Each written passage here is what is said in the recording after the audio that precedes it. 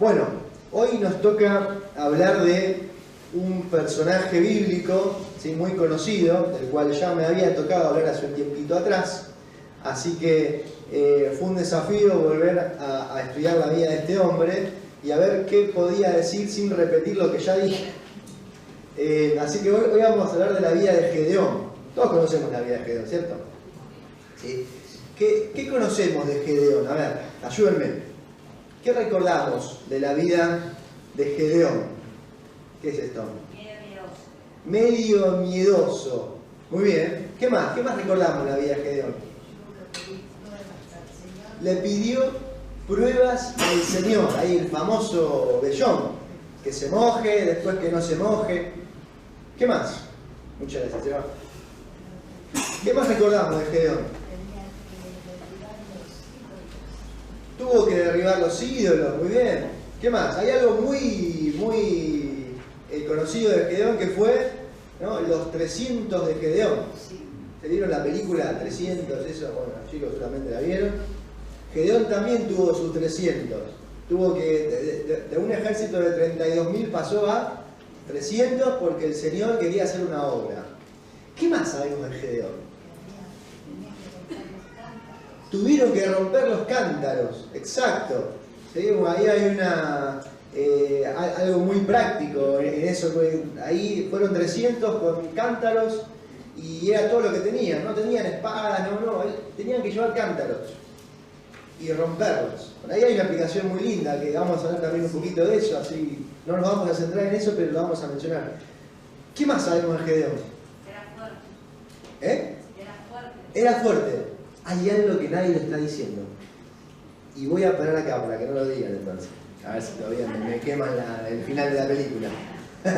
Bueno, Gedeón, un hombre común y corriente. ¿Qué podemos aprender de este personaje bíblico, que aparece en la galería de la fe, ¿no? Se menciona que hicieron correr ejércitos, ¿sí? Y entendemos que hace alusión a Gedeón. Con un pequeño ejército hicieron correr a ejércitos mucho más grandes. ¿Qué podemos aprender de este hombre del Señor? Vamos a leer unos versículos, ¿sí? Esta mañana le puse como título a esta predicación: un Dios, un altar. ¿Sí? Y vamos a ver solamente dos cosas. Hay mucho para hablar, pero vamos a ver solamente dos enseñanzas que me gustaría rescatar en esta mañana. Normalmente uno siempre habla de tres, pero tuve ahí mi pelea interna: pongo tres, pongo dos, y dije no, voy a poner dos. El Señor me estaba hablando de dos y no quería forzar una tercera, así que dije vamos a hacer dos. Entonces vamos a centrarnos solamente en dos aspectos o en dos enseñanzas de la vida de Gedeón. Acompáñame al libro de Jueces, capítulo 6. Y vamos a poner un poquito, te voy a contar un poquito del contexto de qué es lo que viene pasando. ¿Sí? Gedeón está trabajando, el pueblo de Israel estaba siendo oprimido por un pueblo que era el pueblo de Madián, los madianitas. Estaban oprimiendo al pueblo de Israel porque se habían alejado de Dios. ¿Sí? Se habían vuelto a adorar a Baal, a Asera, y Dios había permitido que durante 7 años el pueblo de Madián arrasara con todo lo que tenía el pueblo de Israel. Eso incluía todo, ¿no? Comidas, todo lo que sembraban, exactamente todo lo que tenía el pueblo de Israel venía Madián y se lo llevaba. Por ejemplo, versículo 1 dice: los hijos de Israel hicieron lo malo ante los ojos de Jehová, y Jehová los entregó en manos de Madián por 7 años. 7 años siendo oprimidos por Madián. Y la mano de Madián prevaleció contra Israel.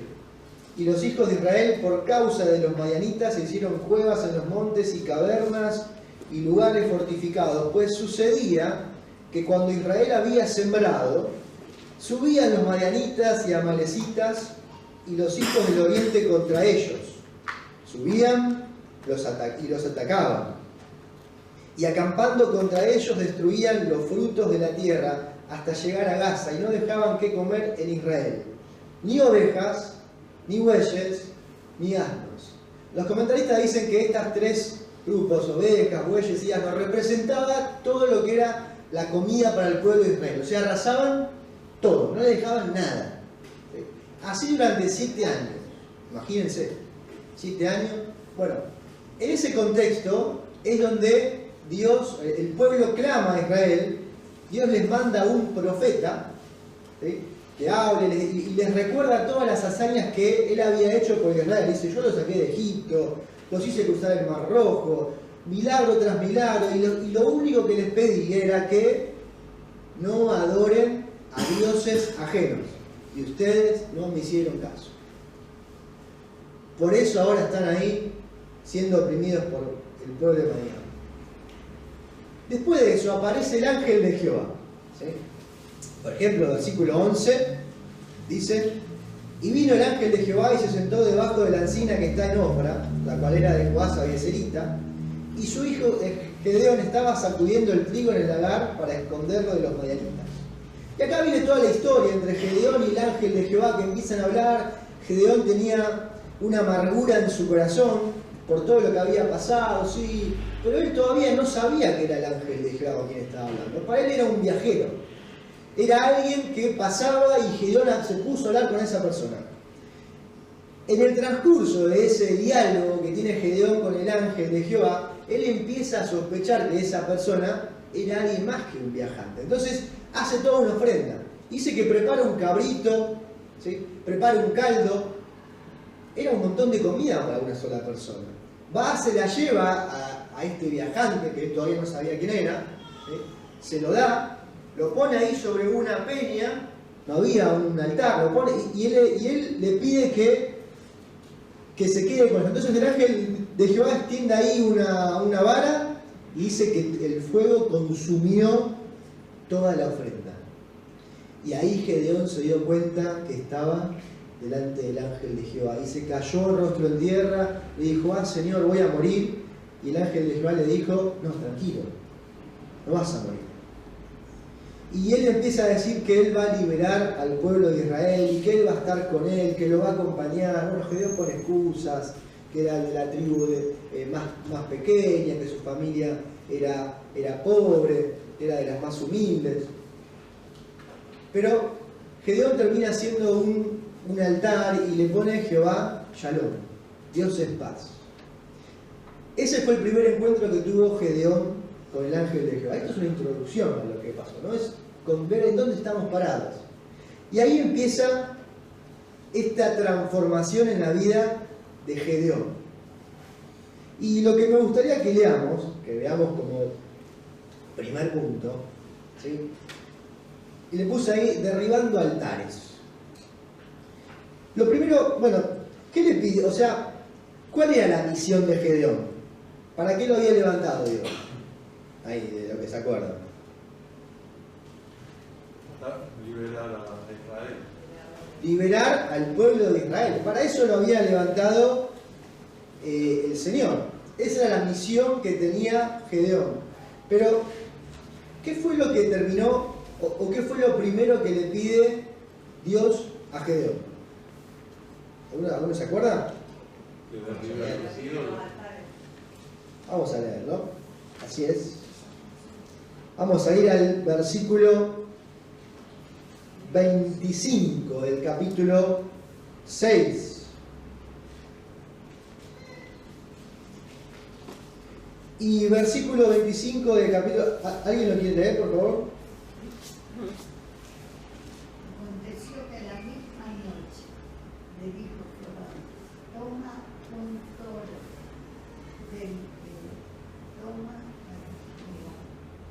del hato de tu padre, el segundo toro de 7 años, y derriba el altar de Baal que tu padre tiene, y corta también la imagen de acera que está junto a él. Muy bien. Toma un toro y corta la imagen de acera que hay en él y derriba el altar de tu padre. O sea, ¿qué es lo primero cuál es la primera misión que tiene Gedeón antes de liberar al pueblo de Israel? Derribar un ídolo. Así es. tiene que derribar un ídolo. Ahora, ese ídolo que tenía que derribar Gedeón, ¿sí? Ese altar que tenía que derribar, era nada más y nada menos que ¿de quién? De su padre. Y pasó que Gedeón, ¿qué hizo? ¿Derribó el altar o no lo derribó? Sí, lo derribó. Disculpen que se me salió acá.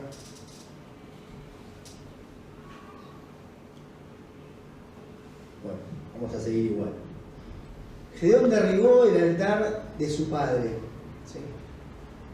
Ahora, eso me habla de un cambio que tuvo que hacer Gedeón en primer lugar. No, antes de poder ir y pelear con el pueblo de Madián, Gedeón tenía que solucionar algo en su propia casa. Y recuerden que él era el menor de la familia, él no era el más grande. Él dijo que era el menor de sus hermanos, era el más pequeño de la casa. Y Dios le pide que vaya, ¿sí? Y enfrente a su padre. No solamente a su padre tenía que enfrentar, ¿a quién más tenía que enfrentar? A todo el pueblo. A todo el pueblo tenía que enfrentar. No era solamente a su padre, era enfrentar a todo el pueblo. ¿Por qué? Porque el altar estaba en la casa del papá, de Joás. Pero todo el pueblo iba a adorar ahí. Con lo cual, eso habla de que el altar era un altar público, era un altar reconocido. ¿Sí? Entonces, Gedeón, la primera misión que tiene es enfrentarse a su casa, a su padre, a sus hermanos y al pueblo. Yo no sé qué era más difícil, si ir y pelear con el pueblo de Madián o derribar ese altar. Y fíjate que él lo hace de noche. Versículos más adelante cuenta que va y lo hace de noche. Y algunos comentaristas dicen, sí, que fue medio cobarde porque lo hizo de noche, porque no fue a hacerlo de día. Yo pensando y analizando digo, tal vez fue mejor que lo haga de día. Perdón, que lo haga de noche. Porque de día imagino que hubiese tenido una oposición de todo el pueblo, que hubiesen visto que quería tirar ese altar y el pueblo lo hubiese frenado. Y no lo hubiese podido hacer. Tal vez no lo veo como alguien cobarde, sino como alguien que aplicó un poquito de lógica. Dijo, bueno, vamos a hacer... La Biblia dice que él sintió temor. Y claro, si te piden que vayas y derribes el altar de todo el pueblo, claro que vas a sentir temor. Pero eso no tiene relación con si sos valiente o no sos valiente. Él tenía una misión, que era derribar el altar de su propio hogar. Eso significaba que iba a tener que enfrentarse a su papá. Y no sabía cómo iba a reaccionar su padre, porque durante 7 años su familia había estado orando a Baal y a Asera. Y el altar había estado en su casa y él se había criado con eso, él conocía eso, él había estado seguramente en esos cultos, él los había visto, había presenciado. Esa era su realidad. Y lo primero que él tiene que hacer es decir, ¿qué hago? ¿Me paro del lado de Dios o me paro del lado de mi familia? ¿Me enfrento a Dios o no me enfrento a mi familia? Fue la primera decisión que tuvo que tomar Gedeón. Antes de que él pueda ser el libertador del pueblo de Israel, tuvo que convertirse en un siervo de Dios. Tuvo que en su corazón elegir de qué lado iba a estar. Si del lado de su familia, del lado del pueblo o en contra de todos. Él solo. Ahí no tenía a los 32.000 guerreros que lo acompañaron después. Ahí estaba él solo. Y fíjense que cómo era la cosa, que incluso a la mañana siguiente, ¿qué hizo el pueblo? Lo fue a buscar, ¿no? ¿Y qué dijo? Sacá a Gedeón porque ya descubrimos que es él. Y el padre ahí muy astuto le dijo, no, espere, el primero que quiera pelear por Baal, que muera. Si Baal es Dios, que se defienda él mismo, que pelee por él mismo. Y ahí Gedeón debe haber sentido un alivio. Dijo, mi padre me está apoyando. Claro, y el padre tal vez también vio el ejemplo de su hijo y dijo, si mi hijo está haciendo esto es porque Dios está con él. Y ahí empezó a haber un cambio en todo el pueblo de Israel, porque a partir de ahí le cambian el nombre a Gedeón, ahora era el que contienda a Baal con él. Ahora era Jerobbaal, era más Gedeón. A partir de ese momento, él había ganado otro apodo. Pero lo primero que quería que veamos es que antes de hacer cualquier acto heroico, antes de poder hacer, ¿sí?, una misión enorme, antes de que podamos llegar a ser, o que alguien pueda ser reconocido, hacer grandes hazañas para el Señor, lo primero es empezar por mi casa, por mi hogar. Si no puedo como hijo de Dios ordenar mi casa, ordenar mi hogar, poner en orden mi familia, mis matrimonio, mis hijos, lo que sea, ¿cómo voy a poder seguir creciendo sobre eso? Y a veces hay situaciones que son difíciles en el hogar resolver. Pero aún así, lo que Dios estaba pidiendo de Gedeón no era que transformara al pueblo de Israel. Él no le pidió, dijo, andá, convencé a todos que me adoren. No, él no le dijo, andá, hablá con cada uno, convencelo que me tienen que seguir, no, él le dijo, derribar el altar y hacerme uno para mí. Y fíjate que hay algo muy importante en eso, que no le dijo, construirme un altar y después derribar el de Baal. Dijo, no, primero derribar el altar de Baal y después construir uno. No había lugar para dos altares. Había lugar para un solo altar en Israel. Y Dios no quería que esté el altar de él al lado de otro. No, derribar ese altar y hacerme uno a mí. Y eso fue lo que hizo Gedeón. Él no sabía si el pueblo de Israel iba a cambiar su corazón, se iban a convertir o lo iban a terminar matando. Era probable que lo mataran. De hecho, si no hubiera sido por el padre, por la sabiduría del padre y por cómo él pudo manejar la situación, lo hubiesen matado a Gedeón. Lo hubiesen luchado. Pero antes de poder ser un gran guerrero como fue y hacer lo que iba a hacer posteriormente, tuvo que poner en orden su casa. Y creo que ese es el desafío, el primer desafío de esta mañana. Muy sencillo. Poner en orden mi casa. Que en mi casa haya solamente un altar. No pueden haber dos. Tiene que haber uno. Y tiene que ser el altar del Señor. Y esto me da lugar al segundo altar, porque estamos hablando de hombres y mujeres comunes. ¿O no? ¿Qué puedo ver yo de común en Gedeón? Bueno, de común puedo ver y cómo me puedo identificar con él. Y era un hombre que estaba trabajando, Dios lo llamó, le dio una misión y sumamente difícil, para mí mucho más difícil que después tener que ir y enfrentar al pueblo de Madián, por más que tuvo miedo, porque era meterse con su propia familia, con los suyos y ser distinto dentro de los suyos. Pero a lo largo de la historia vemos que Gedeón pide las señales, después reúne un ejército de 32.000, le quedan 300, pero a lo largo de todo eso hay algo que nadie mencionó y es cómo termina Gedeón. ¿Alguien sabe cómo termina Gedeón?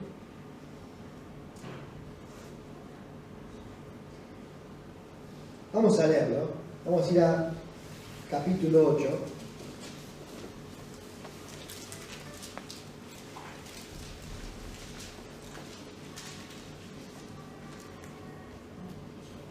Versículo 22.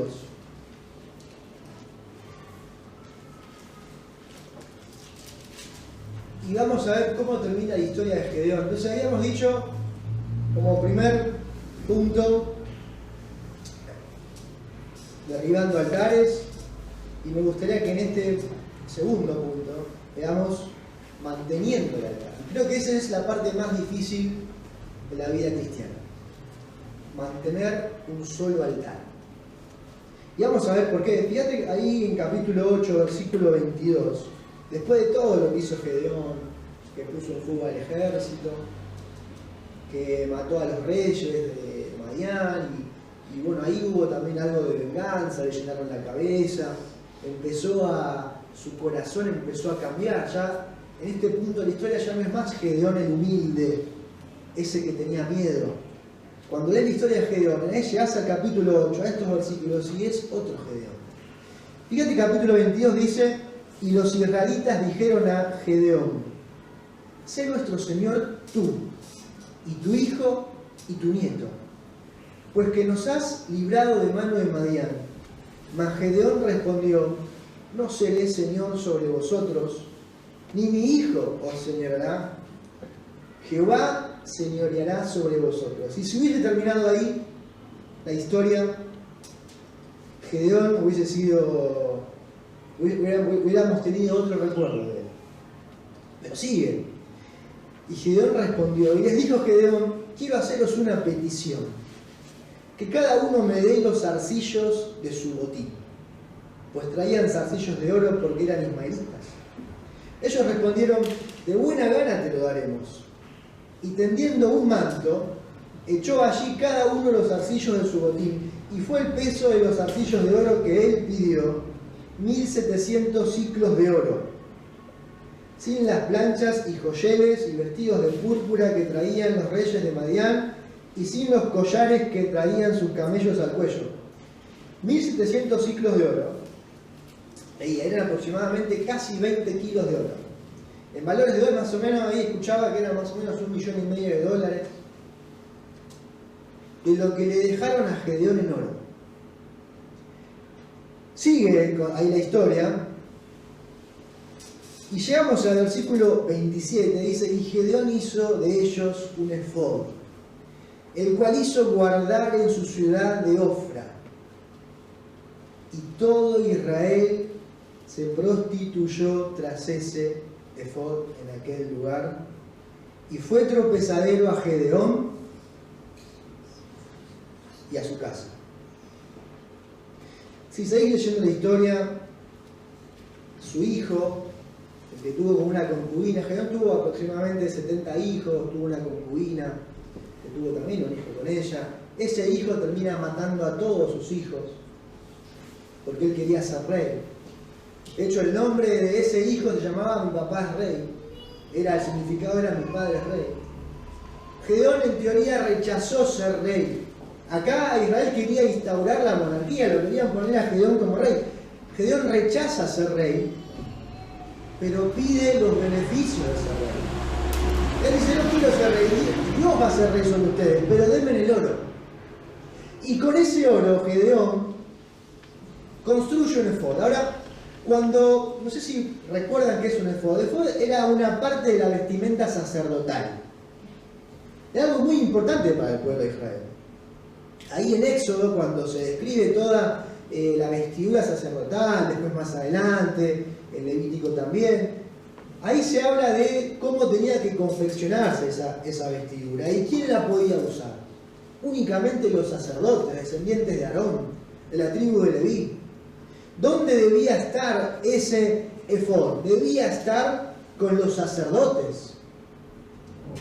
Ahora, Gedeón se tomó la atribución de crear su propio efod. El efod se usaba también para poder consultar la voluntad de Dios.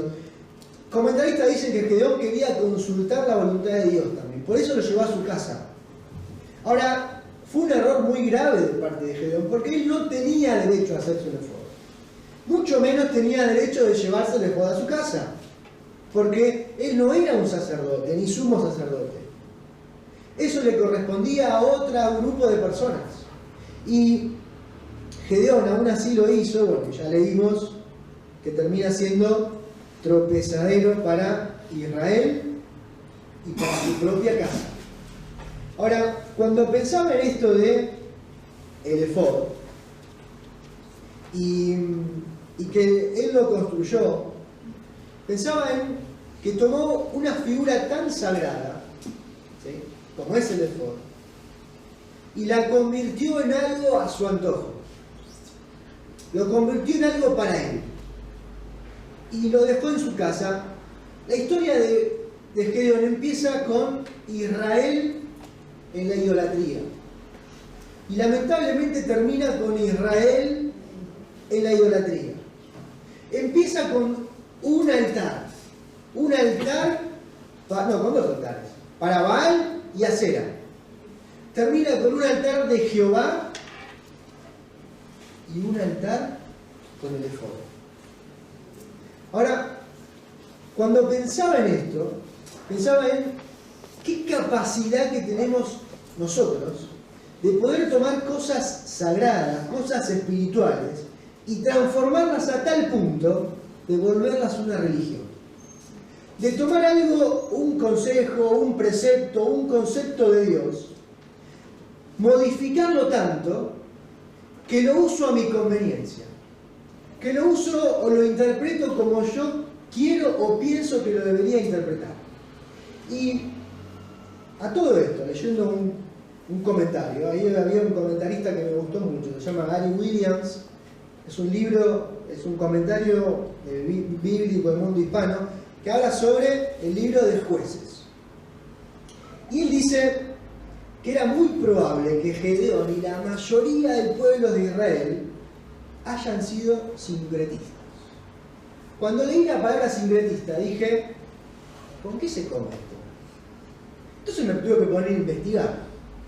¿Qué es el sincretismo? ¿A qué se refiere con el sincretismo? Me tuve que poner a investigar, a leer, a ver qué era el sincretismo. Y ahí encontré varias cosas que me parecieron muy interesantes y dije, totalmente aplicable al día de hoy. Porque, te voy a leer, dice, cuando Gedeón, no, vamos a ir a Éxodo 32, 1, 4. Acompañame, Éxodo 32, 1 al 4.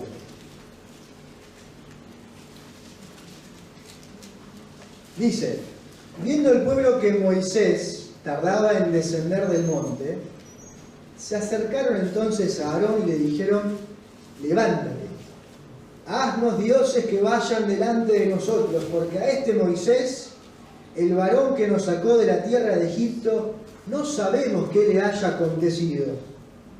Y Aarón les dijo, apartad los zarcillos de oro que están en las orejas de vuestras mujeres, de vuestros hijos y de vuestras hijas, y traédmelos. Entonces todo el pueblo apartó los zarcillos de oro que tenían en sus orejas y los trajeron a Aarón. Y él los tomó de las manos de ellos y le dio forma con buril, e hizo de ello un becerro de fundición. Entonces dijeron, Israel, estos son tus dioses que te sacaron de la tierra de Egipto. Y viendo esto, Aarón edificó un altar delante del becerro y pregonó a Aarón y dijo, mañana será fiesta para Jehová. Y el día siguiente madrugaron y ofrecieron holocaustos y presentaron ofrendas de paz. Y se sentó el pueblo a comer y a beber y se levantó a regocijarse.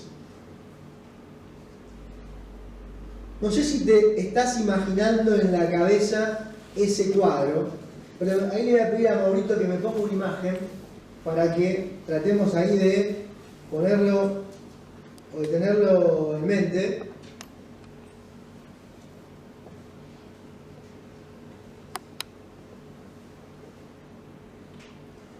Y poder ver la contradicción que representaba esto. El pueblo de Israel, un altar con un becerro y otro altar para ofrecer ofrendas, holocaustos, sacrificios a Dios. Ahora, ¿te das cuenta? Bueno, vamos a dejar la imagen, pero vamos a ver qué es el sincretismo. Y hay un autor que me gustó mucho cómo lo define, se llama Pablo de Dios, en un libro que se llama Liderazgo Cristiano.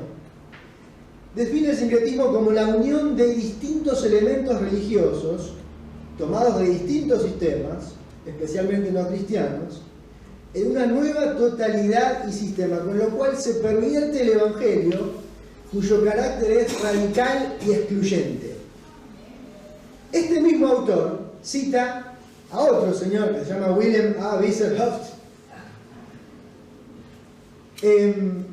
Tuve que investigar quién era este señor, así por qué lo nombra. Resulta que era uno de los líderes del Consejo Mundial de Iglesias que está o que promueve todo el tema del ecumenismo religioso, una iglesia universal. ¿Qué decía este señor? Dice que el sincretismo es el concepto de que no hay una revelación única en la historia, que hay muchos caminos diferentes para alcanzar la realidad divina, que todas las formulaciones de la verdad o experiencia religiosa son, por su naturaleza propia, expresiones inadecuadas de esa verdad, y que es necesario armonizar, tanto como sea posible, todas las ideas y experiencias de modo de crear una religión universal para la humanidad. Y el autor del libro, Pablo, dice: de este modo el sincretismo termina por crear una suerte de relativismo religioso en el que todo vale y es legítimo en tanto tenga cierta coherencia con la cultura predominante. Resumiendo, ¿qué es eso el sincretismo? Toma conceptos de religiones o ideologías totalmente opuestas, las une y arma una nueva. Arma un nuevo pensamiento, donde quiere que convivan las dos. Por eso es que el pueblo de Israel, cuando Gedeón derriba el altar de Baal, fíjense que cuando lo van a buscar a Gedeón, no se enojaron porque estaba el altar de Jehová, o porque habían puesto otro. Se enojaron porque había derribado el altar de Baal. Es que no tenían problema de tener los dos altares. Por eso cuando Aarón levanta el becerro y después levanta otro altar y adoremos a Dios, adoremos al becerro, había una mezcolanza, una mezcla de conceptos, de pensamientos, de ideas, de dioses que convivían en el corazón de Israel, y por eso podían adorar a múltiples dioses. Por eso casi el sincretismo roza el politeísmo, es decir, puedo tener más de un ídolo, en un lugar está Dios y en otro puedo estar yo, o puede estar cualquier cosa que se ponga en el lugar de Dios. Por eso cuando pensaba en esto y decía, a ver, el Señor nos llamó a ser diferentes, ¿o no? Si leemos la Biblia, Dios nos llama a ser distintos, Dios nos llama a ser luz en medio de la oscuridad, Dios nos llama a ser sal, Dios nos llama a renovar nuestras mentes. Y podemos citar versículos de Romanos 12, nos llama a amar a nuestros hermanos, nos llama a perdonarnos a unos o a otros, nos llama a seguir a Cristo, a amar a nuestras esposas, a amar a nuestros esposos. Nos llama a criar a nuestros hijos en el temor de Dios, a resplandecer en medio de una generación maligna y perversa en su palabra. Nos llama a ser distintos, a ir en contra de una corriente. ¿Y qué hacemos nosotros? Empezamos a poner en duda lo que dice la palabra de Dios. Claro, en el siglo XXI, año 2022, ya cambiaron muchas cosas. La sociedad es totalmente distinta a la sociedad y la cultura del momento en que se fue escribiendo la palabra de Dios. Ahora hay más libertades. Ahora tenemos otros pensamientos. Ahora podemos poner en tela de juicio muchas cosas. Ahora podemos decir, no, pero esto no es tan así. Fíjate que cuando se escribió la Biblia, que lo escribió Pablo, bueno, era otra sociedad. Cuando Dios llama algo bueno, nosotros tenemos el derecho a decir, no, pero para mí no es tan así. Entonces empiezo a poner en duda la palabra de Dios y la empiezo a comparar con lo que dice la sociedad. Ya la palabra de Dios no tiene autoridad, porque lo que dice la sociedad, lo que dice el gobernador, lo que dicen mis compañeros de trabajo, lo que dice mi entorno, pesa más que lo que dice Dios. Entonces, ya cuando lo bueno es malo y lo malo es bueno, y cuando no hay blanco o negro, ¿qué hay si mezclo un blanco con un negro? Un gris. ¿Y no vivimos muchas veces en un gris los cristianos? Cuando algo no está muy definido en la palabra de Dios, entonces yo ahí empiezo a buscar la vuelta para que esto sea una zona gris. Y yo digo, bueno, pongo mi forma de pensar para decir o definir tal o cual cosa. Pero cuando hay un gris, bueno, vamos a Apocalipsis, Dios siempre dice, sos frío o sos caliente, sos tibio, te vomito. No hay un gris, para Dios no hay un gris. Blanco o negro, frío o caliente, tibio, te vomito de mi boca, es repulsivo. Cuando hay un gris, estoy asumiendo que hay un sincretismo religioso en mi vida. Empecé a mezclar conceptos bíblicos, la palabra de Dios, con lo que yo creo, o escucho, o pienso, y acepto que la sociedad dice. Y ahí empiezo a distorsionar el Evangelio. Empiezo a poner mi opinión, mi forma de interpretar la Biblia, de ver las cosas, en el lugar o en contra de incluso la sabiduría de Dios, que cuando me dice que algo es malo, es malo. Que cuando me dice que va a tener consecuencias, va a tener consecuencias. Que cuando Dios me llama a ser santo, tengo que ser santo. No puedo ser santo a medias. Sí, es algo con lo que luchamos todos, incluido yo, en primer lugar. Por eso en este segundo punto lo que quería poner era manteniendo un altar. Porque es tan fácil a lo largo del camino espiritual y de la vida cristiana ir levantando altares. No me doy cuenta. Yo creo que Gedeón no se dio cuenta de lo que estaba haciendo. No se dio cuenta de que estaba levantando un altar al efod. Tal vez ni siquiera lo hizo con esa intención, pero evidentemente dejó de escuchar la voz de Dios y empezó a escuchar la voz de su entorno. La voz de aquellos que le decían, mirá lo que hiciste, mirá todo lo que lograste, nos libertaste del pueblo de Madián. No, Gedeón, no fuiste vos. Recordá que vos eras un humilde hombre que estaba sacudiendo trigo todo acobardado en un agar. Fue Dios por medio tuyo. Él ni siquiera hizo nada. Él tenía un cantero, como decía Rosita, que lo tuvieron que romper. Y cuando ese simbolismo de un cantero que se rompe, recuerden que Pablo, en una de las cartas, en 1 Corintios, si mal no recuerdo, él dice, tenemos este tesoro en vasos de barro para que la excelencia del poder sea de ¿quién? Sea de Dios, no nuestra. Y ese tesoro en vasos de barro muchas veces tiene que romperse para que Dios pueda formarnos de la manera que Él quiere. Tiene que romperse para que Dios pueda hacer de nosotros su voluntad. Tiene que quebrar nuestra voluntad, tiene que quebrar lo que nosotros queremos, lo que nosotros pensamos o entendemos, para que pueda ser su palabra fluyendo en nuestra cabeza, nuestra mente. Por eso Pablo decía, renovados por medio de la renovación de vuestra mente, transformados. Porque es la palabra de Dios la que cambia la mente. Ahora, cuando yo empiezo a mezclar, puede ser por dos cosas, o porque soy muy terco y no quiero entender, o porque desconozco la palabra de Dios. Porque ignoro la palabra de Dios. Y eso es algo que puede pasar. De repente hago cosas porque no sé que la Biblia me dice que no lo haga. Puede pasar. Y es parte de ese proceso de la vida cristiana, de conocer a Dios y de ir siendo transformados por medio de la palabra de Dios. Y ves, ya terminando, el desafío era derribando altares,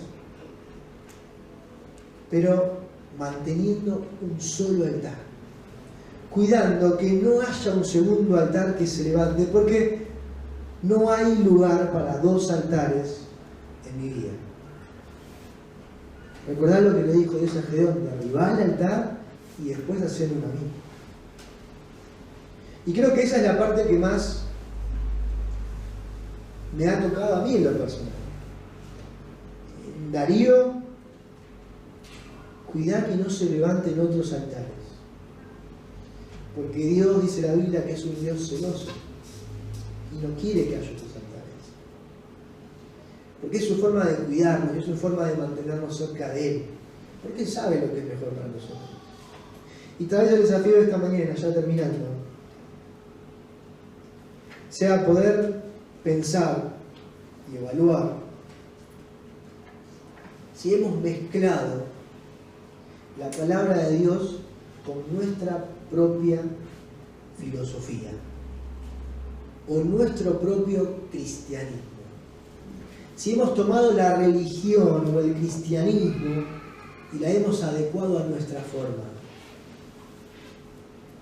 De ser así, creo que estamos viviendo un sincretismo religioso, porque estamos mezclando las cosas. Y creo que el llamado de Dios a Gedeón fue: Gedeón, pon en orden tu casa. Antes que nada, hace eso.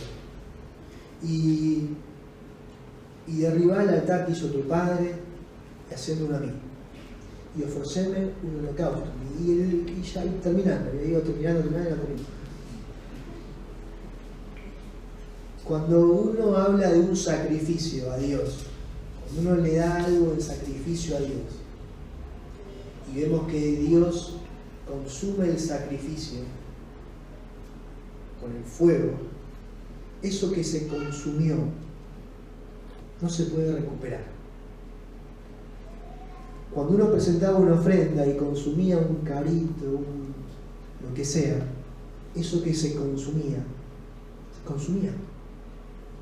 No podía ir y tomarlo de vuelta. Ya está, se consumió. Se lo entregué a Dios. Y cuando nosotros podemos hacer eso para el Señor, nuestra vida, ponerla en el altar de Dios y decirle: Señor, te la ofrezco, consumila. El Señor va a hacer eso, la va a consumir. Y la idea es que no la pueda volver a tomar. Que quede en sus manos, que Él sea el que pueda hacer su obra en mí y usarme, ya una vez hecho eso, para lo que Él quiera, para su gloria. Que sea el Señor el que pueda realmente ayudarnos a poder mirarnos en el espejo de la palabra de Dios y poder ser honestos con nosotros mismos. Por eso te invito a que podamos cerrar los ojos y orar, hablar con el Señor.